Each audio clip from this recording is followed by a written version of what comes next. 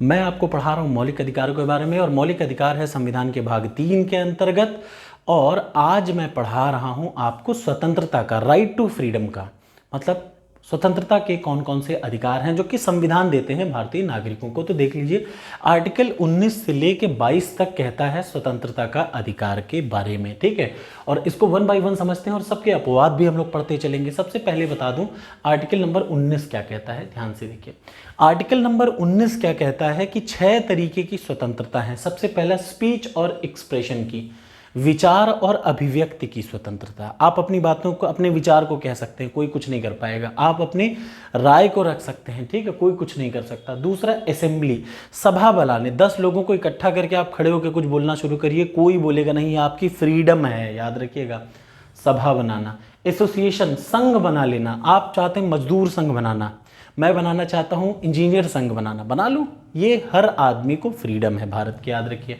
Movement, पूरे देश में विचरण करना, पूरे देश में अगर आपको घूमना चाहते हैं तो बिल्कुल घूम लीजिए, इसको आपको क्या है, पूरे देश में घूमने का अधिकार है, कोई रोक नहीं सकता। यहाँ पे अपवाद क्या है, 4 ऐसे स्टेट हैं, अब आपको कमेंट बॉक्स में कमेंट करना है उन स्टेट के नाम।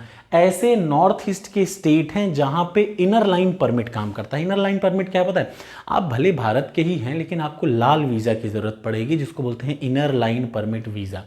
ऐसा इसलिए ताकि आतंकवादी गतिविधियों को रोका भी जा सके, प्लस कोई बाहरी आ रहा है तो उसकी पहचान की जा सके, ठीक। तो कौन कौन से हैं मैं बता दूं, एक तो अरुणाचल है, उसके बाद नीचे नागालैंड है, फिर मणिपुर है, और उसके कॉर्नर वाला, उसके नीचे वाला क्या है, मिजोरम है, याद रखिएगा।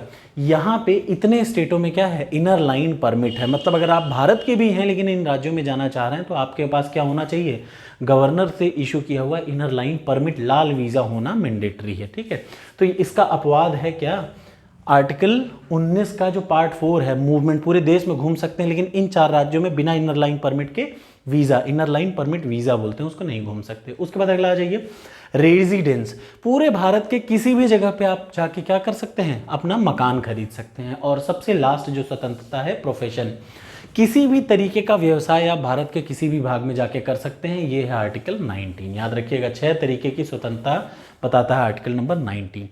अब आ जाइए आर्टिकल 20 और 21। पहले मैं आपको एक बड़ी ज़रूरी चीज़ बता दूं, आर्टिकल 20 और 21 ये दोनों ऐसे आर्टिकल है, एक जगह नोट डाउन कर लीजिएगा, आर्टिकल 20, आर्टिकल 21, और 21 में ही आता है आर्टिकल 21A। ये ऐसे आर्टिकल हैं, 20, 21 आर्टिकल ऐसे हैं जो कि अगर भारत में इमरजेंसी भी लगी होगी तो इन दोनों संविधान के अनुच्छेद को सस्पेंड आप नहीं कर सकते। ये 2 अधिकार आप नागरिकों के किसी भी स्थिति में नहीं खत्म कर सकते। बस अगर भरे भारत में क्या लगा हो, इमरजेंसी भी लगी हो, तो भी ये 2 अधिकार नहीं खत्म किया जा सकता। कौन सा, आर्टिकल 20 और 21 को आप नहीं खत्म कर सकते किसी भी हाल में, चाहे भारत में इमरजेंसी ही क्यों ना लगी हो। अब देख लीजिए आर्टिकल 20 क्या है, अपराधों के संबंध में दोषी सिद्ध किए जाने के लिए, अपराधों में अगर आपको दोषी सिद्ध किया गया है तो उसके बारे में है आर्टिकल 20। पीसीएस 2023 में ये एक प्रश्न आया था, याद रखिए, इसलिए मौलिक अधिकारों से प्रश्न तो पक्का ही आता है, ठीक। अपराधों के संबंध में अगर आपको दोषी सिद्ध किया जाना है तो उसके लिए कुछ नियम बने हैं, ऐसे ही नहीं कुछ भी उठा के कर दें, वो मैं आपको अलग से बताऊंगा। प्लस दूसरा, प्राण एवं दैहिक स्वतंत्रता, हर आदमी को के लिए ये मैंडेटरी है, उसके प्राण एवं दैहिक स्वतंत्रता, अपने प्राणों की रक्षा करना, ठीक। एक और चीज आती है आर्टिकल 21A, आर्टिकल 21A क्या है, right to elementary education, right to education मतलब बेसिक एजुकेशन देना मैंडेटरी है। ये 86वां संविधान संशोधन 2002 के तहत जोड़ा गया। ये क्या है, याद रखिए, right to elementary education, elementary education देना जरूरी है, ये आर्टिकल 21A कहता है। तो याद रखिए आर्टिकल 20, आर्टिकल 21 और आर्टिकल 21A, वो भी 21 ही है।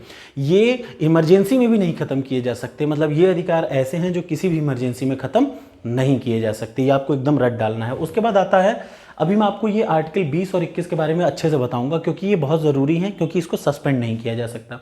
फिर आर्टिकल नंबर 22 आता है, protection against arrest and detention, अगर आपको अरेस्ट कर लिया गया है, निवारण और निरोध, याद रखिए क्या है, कुछ मामलों में गिरफ्तारी और हिरासत के खिलाफ संरक्षण, ये भी है आर्टिकल नंबर 22। तो आर्टिकल नंबर 19 से लेकर 22 तक क्या है, स्वतंत्रता का अधिकार। और अब मैं आपको बताने जा रहा हूं क्या कि अगर आर्टिकल 20 और 21 है तो वो क्या है, पहले आप देख लीजिए आर्टिकल 20 क्या कहता है। आर्टिकल 20 क्या कहता है, अपराधों के संबंध में अगर दोषी सिद्ध किया जा रहा है आपको तो 3 चीजें आपको याद रखनी चाहिए। सबसे पहला, कोई भी एक्स पोस्ट फैक्टो लॉ का मतलब आज अगर आपसे मर्डर हो गया तो आज के पहले मर्डर के लिए क्या सजा थी उसके आधार पर आपको सजा नहीं दी जाएगी कि कल मान लीजिए आपने 10 दिन पहले मर्डर किया, 10 दिन पहले कानून था कि आपको 6 साल की सजा है और आज कानून बन जाए कि मर्डर करने के लिए 10 साल की सजा है, तो आपको सजा कौन सी मिलेगी? आज नहीं, जिस समय आदमी ने अपराध किया है उससे न पहले न बाद में, जिस समय आदमी अपराध किया है उस समय की सजा मिलेगी, याद रखिएगा। एक्स फैक्टो लॉ मतलब पहले की कोई सजा नहीं मिलेगी या बाद की नहीं सजा, जिस समय मर्डर किया है उस समय क्या नियम है बस वही सजा आपको मिलेगी, याद रखिए। दूसरा आ जाइए, नो डबल जियोपार्डी, एक ही अपराध के लिए आपको 2 बार दोषी सिद्ध नहीं किया जा सकता, याद रखिएगा। एक गलती के लिए आप 2 बार दोषी सिद्ध नहीं किए जा सके, ये बहुत ज़रूरी है। और तीसरा आता है नो सेल्फ इंक्रिमेशन, आपको खुद के खिलाफ कि नहीं मैंने मर्डर किया है कबूल करो, आप खुद के खिलाफ कभी गवाही देने पे मजबूर आपको नहीं किया जाएगा। तो याद रखिएगा ये 3 यूपी पीसेस 2023 में आया था, बड़ा ही ज़रूरी है, इसको एक्सप्लेन करना बड़ा ज़रूरी था इसलिए मैंने कर दिया। तो कौन कौन सा है? पहला है कोई भी पुराना नियम नहीं लागू होगा, जिस समय मर्डर किया है उसी समय, मान लिया चोरी आज आपने की तो आज का नियम लगेगा, पहले या बाद का नहीं, ठीक। अगला, एक ही अपराध के लिए एक बार से ज़्यादा सजा, 2 बार सजा नहीं दी जाएगी, ये बात ध्यान रखिएगा। तीसरा, नो सेल्फ डिस्क्रिमिनेशन, खुद को खुद के खिलाफ गवाही देने से आप क्या कर सकते हैं? बाध्य नहीं कर सकते हैं, याद मतलब किसी को आप कह दिए कि मानो कि मैंने मर्डर किया है, कभी नहीं कह सकते, क्यों? नो सेल्फ इंक्रिमेशन, खुद को खुद के खिलाफ गवाही दे नहीं सकते आप। अब आ जाता है आर्टिकल 21, याद रखिएगा आर्टिकल 21 बड़ा ही ज़रूरी है। आर्टिकल 21 के बारे में जब पहली बार बात हुई तो याद रखिए गोपालन केस में बात हुई। आर्टिकल नंबर 21 की बात कब हुई?